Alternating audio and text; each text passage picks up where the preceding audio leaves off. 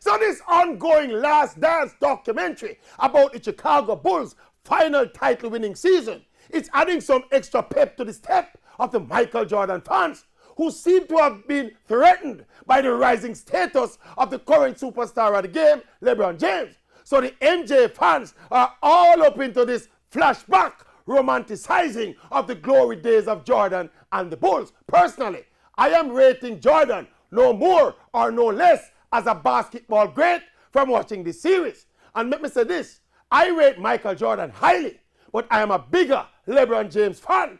The only reason why there is a debate as to who is the greatest of all time is because LeBron lost 6 NBA finals. So instead of 3 titles, LeBron should have had 6 or 7 easily and counting. Admittedly, LeBron does not have the competitive sharpness and the killer instinct of Michael Jordan, and that is why he lost so many finals. It is that no compromise winner attitude that determines the greatness of a player and not just his talent level. So having said all that, let me split the justice this way. I think LeBron James is the best athlete and best all-round basketballer to have ever played the game.